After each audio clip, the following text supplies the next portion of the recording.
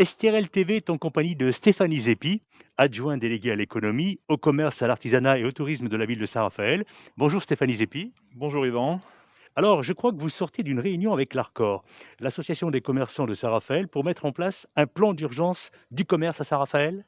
Oui, alors, tout d'abord, des réunions avec l'ARCOR, on est en contact hebdomadaire ensemble. On s'est déjà vu dimanche matin dans le bureau du maire avec le président des commerçants, avec Jean Grelot, à la demande du maire, de Frédéric Masquelier, afin que l'on travaille sur un véritable plan d'urgence et que l'on utilise les leviers aussi que l'on avait mis en place lors du premier confinement, qui sont nombreux. Et puis qu'on se penche aussi sur toutes les aides que l'on peut trouver avec l'appui de la communauté d'agglomération, avec la CADEM, avec donc le service économique de la CADEM, bien sûr avec le service commerce de la ville de Saint-Raphaël, et puis voilà quoi, une synergie. Alors, on va rappeler peut-être les leviers que vous avez mis en place lors du premier confinement et qu'est-ce qui est arrivé, on va dire, à travers les différentes réunions que vous venez de faire depuis 2, 3 jours. Dès le premier confinement, on l'a répété, ça a été un coup de massue dès le 15 mars, cette fermeture. Fermeture quand même qui a duré 3 mois pour les restaurateurs, par exemple, un petit peu moins pour le commerce de détail. Mais c'est vrai que ça a été très long et très compliqué à gérer. Donc, au fur et à mesure de ce confinement, on s'est retrouvé plusieurs fois, que ce soit dès le départ avec le maire, avec toutes les équipes. Et on a mis en place plusieurs choses. On a mis déjà euh, euh, beaucoup de gratuité, gratuité sur le domaine public, gratuité des terrasses, gratuité de nos locaux municipaux qui sont loués à certains commerçants dans l'année. On a une gratuité de la TLPE cette année, il n'y a pas de taxe locale sur la publicité. Voilà, beaucoup d'aides financières, ça c'est des aides financières locales. Ensuite, on a aussi communiquer avec la communauté d'agglomération, avec nos services, avec notre service commerce et notre office de commerce. On a beaucoup communiqué aussi sur les aides bancaires, sur les aides régionales d'appui pour les entreprises. Voilà, donc on a fait beaucoup de communication, beaucoup d'aides. C'est plusieurs millions d'euros. On parlait l'autre jour de la gratuité du stationnement. C'est plus de 700 000 euros aujourd'hui qui rentrent pas dans les caisses, mais c'est une vraie action pour aider le commerce de proximité afin qu'il soit appuyé sur la relance du premier confinement. Et puis arrive malheureusement un second confinement qui lui, comme on disait ce matin, devient très complexe finalement. Devient très complexe. Il y a une espèce de ségrégation un petit peu. Il y a un espèce de clivage qui se crée au niveau des commerçants. On ne sait pas pourquoi nous on est fermés.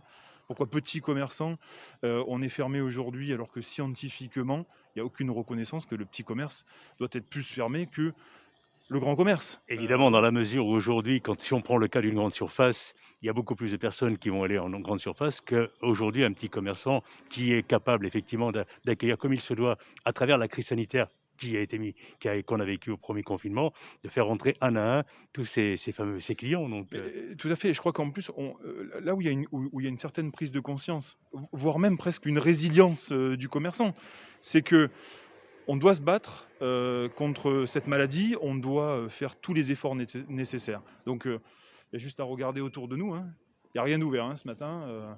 Tout est fermé. Donc, c'est qu'il y a une prise de conscience. Ils l'ont fait sur le premier confinement, ils le font sur le deuxième confinement.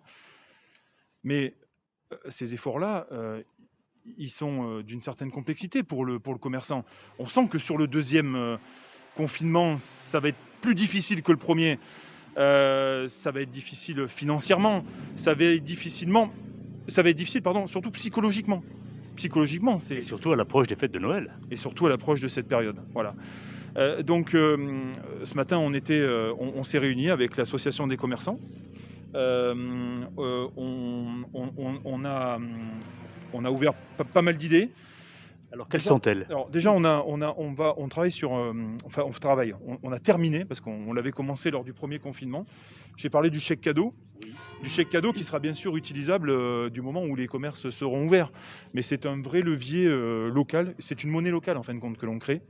Ça a été une volonté aussi, on en parlait depuis de nombreuses années avec Frédéric Masquelier, et puis avec notre équipe commerce, avec le manager de centre-ville, on l'a complètement développé.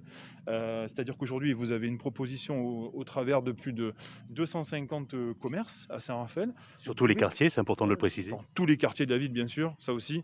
Il faut savoir qu'il n'y a pas que le centre-ville. Il y a beaucoup de petits centres avec des commerces dans tous nos quartiers. Et ce chèque cadeau peut se dépenser un peu de partout. Comment on le trouve? On va sur www.j'aime-saint-raphaël.fr. On a tous les liens qu'il faut. C'est facile, c'est déductible de charges pour les CE d'entreprise. C'est aussi peut-être le petit bon cadeau ou le petit effort que fera mamie ou papy pour ses petits-enfants et pour que ça soit un chèque dépensé dans nos commerces raphaëlois, je dis bien, quand ils seront réouverts, bien sûr. Voilà. On n'a oublié personne. Il y a la mode, il y a le textile, il y a la beauté, le bijou, la gastronomie. On peut dépenser ce chèque cadeau local dans facilement 250 boutiques raphaëloises. Donc ça, c'était extrêmement important. Donc avis aux comités sociaux économiques, hein, si on a des chefs d'entreprise qui nous écoutent à l'heure où nous parlons.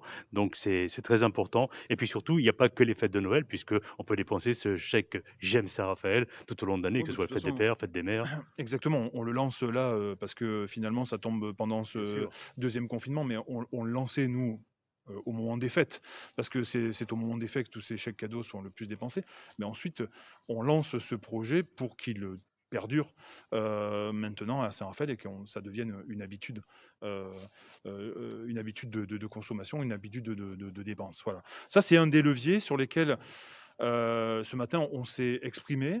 On va ouvrir d'ailleurs, on va réouvrir l'ancien bureau d'information jeunesse, qui sera l'espace pour les chèques cadeaux, et que l'on a proposé ce matin avec l'Arcor.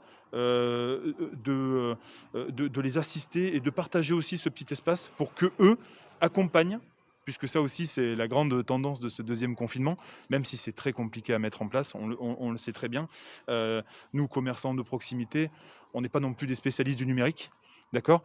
Donc il faut être aussi accompagné. Parce que si ce n'est que pour se servir d'une page Facebook, Instagram, n'importe quels réseaux sociaux qui aujourd'hui sont très utiles à la communication de son commerce, des produits que l'on a dans son commerce. Donc ce matin, l'Arcor s'est engagé à mettre une personne à disposition.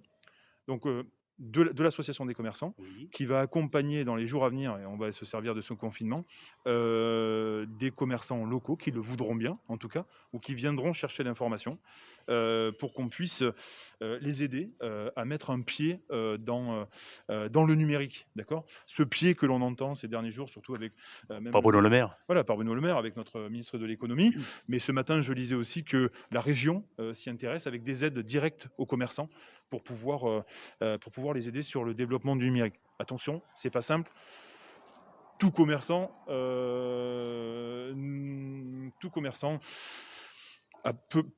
peut se développer sur Internet. Il n'y a aucun problème, mais on ne se dit pas Amazon demain. Amazon, c'est 30 ans derrière lui de montage d'un système logistique. La force d'Amazon, c'est qu'il n'a pas de stock, au contraire d'un commerçant. Hein, et il fait payer pour qu'on vende sur son site. Enfin, la force d'Amazon, c'est un développement très particulier. Il y a aussi, dans ce chèque cadeau, mais au-delà de ça, une volonté à ce qu'il y ait un vrai acte citoyen, un acte des citoyens. D'ailleurs, je le dis face à votre caméra, la consommation pour Noël, pour vos cadeaux, pour toutes ces choses-là, il faut qu'elles se fassent dans les commerces, dans le commerce de proximité. Ce sont aussi des milliers d'emplois. Il faut pas oublier, hein, localement, ce sont des. Le premier employeur, c'est l'artisanat. Oui, c'est le commerce et l'artisanat. C'est ça, les employeurs. On est. Tout à l'heure, tu me posais la question, Yvan. Nous sommes des commerces essentiels. Nous sommes tous des commerces essentiels. Il n'y a pas de. Hein, je le disais, il n'y a pas de ségrégation. On est tous essentiels à la nation aujourd'hui. Et regarde bien le fait que l'on soit essentiel, c'est que quand on nous dit de fermer, on ferme. Mhm. C'est essentiel. dans ce combat contre ce fameux Covid. D'accord ? Et aujourd'hui, je pense qu'il y a peut-être des idées à prendre. Et j'ai entendu hier que la Catalogne laissait ses petits commerces ouverts et réduisait la taille de ses grands commerces à 800 mètres carrés maxi. C'est peut-être plus logique. Hein, je le répète, aujourd'hui, scientifiquement, ils en parlaient encore dans les journaux hier, dans les journaux télévisés, scientifiquement, c'est pas dans les petits commerces que se développe le Covid. C'est pas là où... C'est tout à fait logique. Voilà. Et donc, il y a un sens à un moment, il faut se pencher aussi. Quel est votre point de vue, Stéphanie Zeppi, sur effectivement différents arrêtés municipaux où on a vu certains maires en France prendre ces arrêtés municipaux pour ouvrir tous les commerces du centre-ville puisqu'ils les ont jugés essentiels, contrairement à l'État? Mais on en a parlé très rapidement, hein, on n'a pas attendu. Bien sûr que ça peut être une idée émise par n'importe quel maire, mais ça reste qu'une idée. Ça reste qu'une volonté d'un maire. Aujourd'hui, il y a un décret qui impose des fermetures par voie administrative d'une certaine liste de commerces et une autre liste de commerces qui peut rester ouvert. C'est un décret, c'est l'État. Un maire peut dire je vais ouvrir mes commerces et vous avez vu l'impact que ça a eu, c'est-à-dire que la gendarmerie ou la police nationale est allée dans les commerces en disant mais monsieur, c'est vous qui allez avoir l'amende. C'est pas la ville qui va être touchée. C'est vous en tant que commerçant. Donc, ce que vous êtes en train de dire, Stéphane, ça veut dire que dans ce cas de figure des maires qui ont pris ces dispositions-là, c'est les maires qui paieraient la facture? Mais est-ce que c'est un choix? C'est un choix que j'ai entendu. Mais vous pouvez avoir l'amende tous les jours. Et puis ça peut monter des sommes. Et puis ça montre aussi qu'il n'y a pas de sens solidaire, encore une fois. La solidarité, on nous dit il faut être fermé pour pouvoir combattre ce Covid. D'accord? On est fermé, c'est une chose. Mais moi, ce que j'aimerais entendre, c'est une vraie réflexion scientifique, comme je vous l'ai dit, sur est-ce que c'est logique aujourd'hui de fermer les petits commerces où vous avez pour certains commerces une dizaine de clients dans la journée. C'est-à-dire qu'entre 9h du matin et 19h, on voit une dizaine de personnes dans la journée. Et vous savez de quoi vous parlez, vous qui avez un commerce? Et tout à fait. On est dans une période fin octobre, début novembre. Il faut aussi avoir cette réflexion. C'est une réflexion que le gouvernement doit avoir. Il y a des périodes plus propices au commerce. Il y a des périodes plus propices à la dépense. Quand on arrive fin octobre, début novembre, c'est une période d'accalmie dans le commerce de proximité. Les gens se préparent à faire leurs courses pour Noël, qui commencent, peut-être pour certaines choses, pour les jouets, pour ces choses-là, plus tôt. Mais en tout cas, nous, on sait que dans le commerce de proximité, c'est à partir de fin novembre et sur décembre que le plus gros du chiffre d'affaires se fait. Pourquoi la réflexion, elle n'est pas de dire, aujourd'hui, on a vu des gens... des commerçants, pardon, des entreprises, des restaurateurs, je pense à mes collègues restaurateurs, bon, la souffrance des collègues restaurateurs, on leur met un couvre-feu, on leur met une fermeture administrative, et comment ça, ces gens-là, ils ont besoin de travailler, c'est certainement ceux qui emploient le plus de monde dans notre secteur, avec le tourisme, avec l'hôtellerie, avec toutes ces choses-là.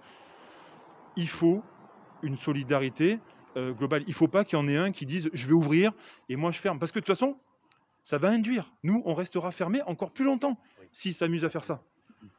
En connaissance, parce que maintenant depuis quelques années que je fais un petit peu de politique, mais aussi en connaissance de l'administration, il ne faut pas forcer les choses quand elles ne doivent pas être forcées. Il faut nous accompagner surtout, pour revenir à ce que je disais juste auparavant, parce qu'on se perd un petit peu quand on parle ensemble, mais c'est tellement passionnant, c'est qu'il y a des efforts qui ont été faits dès le mois de mars, des efforts au niveau sanitaire, au niveau de sécurité dans les commerces. Moi, ce que j'aimerais entendre, c'est demain d'avoir, dites-moi, pourquoi on ferme nos petits commerces? C'est pour faire plaisir aux grands centres commerciaux qui, eux, sont fermés par obligation? Ou il y a une vraie stratégie là-dedans? Mais scientifiquement, on n'a pas ce retour que dans les petits commerces, on attrape le Covid. Vous voyez ce que je veux dire? Ah, mais j'entends bien. C'est vrai qu'aujourd'hui, bon, il y a quand même eu une petite avancée qui a été faite dans les grandes surfaces où ils ont fermé certains rayons, comme les jouets, puisque vous l'évoquiez à l'instant, pour effectivement ne pas trop traumatiser tous les commerces qui sont axés sur le jouet. Et on le sait bien qu'aujourd'hui, c'est 80% de leur chiffre d'affaires quand on arrive aux périodes de fête pour ces magasins-là. Mais c'est vrai qu'on peut que vous caler dans votre sens quand vous dites il faut laisser les commerces ouverts et puis on n'aurait pas eu tous ces problèmes-là en faisant ça un petit peu au compte-gouttes. Moi, je dis pas qu'il faut. C'est pas ça. Hein, c'est pas de dire. S'il y a une période de confinement, qu'elle est propice à ce qu'on soigne cette maladie, on sera tous contents, on sera tous gagnants. Il n'y aura pas de troisième, de quatrième confinement. C'est pas du tout ce que l'on veut non plus, d'accord. Mais on vit dans un pays où la base c'est d'être à égalité. Hein, c'est l'égalité. Mais pourquoi cette montée? des petits commerçants? Pourquoi cette montée de toutes les associations? Pourquoi quand on parle, on en discutait ce matin avec Jean Groslo, on a des appels de clients qui nous soutiennent, qui nous disent mais je ne vous comprends pas, pourquoi vous êtes fermés? Pourquoi vous? Il faut un sens d'égalité. C'est-à-dire que nous, on veut bien, et on en parlait avec le maire, on veut bien se sacrifier, parce que c'est un vrai sacrifice. Il faut dire les choses comme elles sont. Les aides de l'État, ça ne tombe pas comme ça. Les aides de l'État, si à la moitié du mois de novembre on réouvre, elles ne vont pas arriver comme ça. C'est pas vrai, puisque c'est un calcul par rapport aux pertes de chiffre d'affaires. C'est pas vous aurez 10 000 euros, ça va tomber dans votre caisse. C'est pas vous aurez 1 500 euros si vous ne faites pas toutes les démarches, qui sont des démarches fatigantes, stressantes, psychologiquement prenantes, qui changeront la donne pour un commerçant, surtout quand vous faites beaucoup de chiffre d'affaires dans ces mois de fin d'année et de festivités, et qui sont propices à l'achat. Voilà. L'effort, on veut bien le faire. Regardez. Hein, à part l'essentiel, on voit un tabac ouvert, on voit une presse ouverte, tout le reste, restaurant, commerce de textiles, commerce d'accessoires, toutes ces choses-là, c'est fermé. C'est qu'il y a un vrai effort. Hein, c'est qu'on est essentiel. Hein, on est essentiel dans le combat. Et on est essentiel, il me semble. Donc aujourd'hui, il faut nous aider. C'est-à-dire nous aider, c'est nous accompagner aussi. Et nous, ce qu'on demande, moi, je parle en tant que commerçant, mais je parle aussi en tant que représentant de mes commerçants. C'est ce que j'ai entendu ce matin, c'est qu'on ait un vrai accompagnement dans ce confinement. D'accord? C'est qu'on est à un moment, on nous dise, bon écoutez, ça va être possible, comme je l'ai entendu d'ailleurs de Bruno Le Maire, de réouvrir au fur et à mesure, puisque de toute façon, les efforts, vous les avez faits. Sanitaire, ça fait 8 mois qu'on porte des masques dans nos boutiques. Ça fait 8 mois qu'on a des appareils pour se nettoyer les mains. On a à chaque caisse des plexiglas. On fait attention aux gestes barrières. On voit très bien quand on est dans la vieille ville, chez certains commerçants d'alimentaire, une queue devant avec 1 mètre de séparation entre chaque personne. On ne peut pas faire mieux. Pas faire mieux. On peut pas faire mieux. Et c'est difficile d'entendre que nous sommes non essentiels et qu'en plus on doit fermer. Alors que je le répète encore une fois, scientifiquement, c'est pas dans les petits commerces que le Covid se propage. Bon, on va clôturer l'interview en disant quand même qu'il y a eu un petit retour en arrière de la part du ministre de l'économie, puisque j'ai noté que certains rayons en grande surface avaient été dans un premier temps non essentiels. Ils vont le redevenir à partir de demain. Bon, est-ce à penser peut-être qu'on pourrait réouvrir les commerces du centre-ville plus tôt? C'est tout ce qu'on souhaite. En tout cas, moi j'aimerais que vous reparliez un petit peu du chèque cadeau J'aime ça Raphaël, le site internet et surtout les numéros de téléphone où on peut s'adresser. C'est simple, hein, on a un petit support qui est devant nous. Donc les chèques cadeaux, c'est en marche, ça fonctionne. On est en train de les distribuer. Je pense que ça va se passer à partir de la fin de semaine. On va commencer à distribuer au niveau des entreprises, mais il y a aussi la ville qui participe avec son comité des offres sociales. Donc, et on a un attachement des agents de la ville, puisqu'on voit qu'ils s'y intéressent beaucoup et qu'ils achètent du chèque cadeau. Il y a un abonnement de la ville, il y a une vraie aide de la ville. Donc on a un maire qui fait depuis le départ des aides considérables. J'en parlais encore hier avec un collègue qui est sur le marché. Gratuité de marché, je répète ce que je disais tout à l'heure, mais gratuité des terrasses, le parking gratuit. On a tout pour faire. Voilà. Bon, maintenant, on a besoin de réouvrir. Mais c'est vrai que ce chèque cadeau, c'est la monnaie raphaéloise. C'est la monnaie locale. Alors, si vous voulez faire un acte citoyen, achetez du chèque cadeau, dépensez-le où vous voulez, mais dépensez-le à Saint-Raphaël. Boulouris, Santa Lucia, il y a, comme vous le disiez, pas que ça en ville. Saint-Raphaël, c'est tous ces quartiers. Saint-Raphaël, c'est tous ces quartiers. Saint-Raphaël, ça part du pont qui nous sépare avec Fréjus et ça va aux portes des Alpes-Maritimes. Le Dramont, Aguet. Voilà, Aguet, le Dramont, Boulouris, Valescure, les centres commerciaux de Valescure, parce qu'il y en a 2 sur Valescure qui ont leur importance. Enfin, tout ce qui est commerce de proximité. Enfin, on nous a dit tout ce qui est de proximité aujourd'hui, c'est positif. Moins de déplacements de véhicules. Aussi. Moins de déplacements de transport, moins de population qui se déplace finalement. Pourquoi on ferme le commerce de proximité? Je ne comprends pas, alors qu'il est vraiment utile à la nation. Alors, moi, je suis solidaire, j'ai été éduqué comme ça, je l'ai entendu aussi du maire. On va faire les efforts qu'il faut, mais il faut aussi que les efforts soient pris, nos efforts soient pris en considération. D'accord? Et j'espère que dans quelques jours, on sera ouvert, que mes collègues seront ouverts. Les gestes barrières, ils sont en place depuis des mois et des mois, donc On fera encore mieux, c'est pas un problème. On fera ce que nous demande le gouvernement, dans la légalité, parce que c'est important. On ne peut pas dire aujourd'hui s'il y a un décret qui nous dit d'être fermé, c'est fermé. On attendra qu'il y ait un décret qui nous dise d'être ouvert. Voilà. En tout cas, qui m'entendent par la voix d'Estérel TV, j'espère le plus rapidement possible. Voilà. Parce qu'il y aura moins de tensions. Il y aura moins de tensions avec les commerçants. Il y aura moins de tensions aussi avec la population. Parce que le commerce de proximité leur manque. C'est tout simple. Et ils en ont besoin. Et c'est un besoin pour une ville. D'ailleurs, regardez, sans commerce, c'est une ville morte. C'est une ville morte. Eh bien, écoutez, Stéphanie Zeppi, merci. On va souhaiter à tous les commerçants de France et de Navarre qu'on puisse les réouvrir au plus vite. En tout cas, merci à vous qui êtes adjoint à l'économie Je vous ici en à la ville de prie. Je rappelle Saint-Raphaël. le geste éco-citoyen. Éco-citoyen, c'est le chèque cadeau raphaélois dans les semaines à venir. Vous allez le trouver donc sur www.j'aime-saint-raphaël.fr. Un numéro de téléphone, le 04 94 52 62 30. C'est le service commerce, c'est l'office de commerce et on vous guidera pour pouvoir les acheter sans problème. Je suis désolé, je remets mon masque depuis tout à l'heure. Mais c'est Tout à comme fait ça, c'est logique. difficile de parler avec, mais on se protège. Voilà. Merci beaucoup, Yvan. Merci Merci. Stéphanie Zeppi, quatrième adjoint de la ville de Saint-Raphaël. Yvon Glazier en direct ici de Saint-Raphaël pour STRL TV.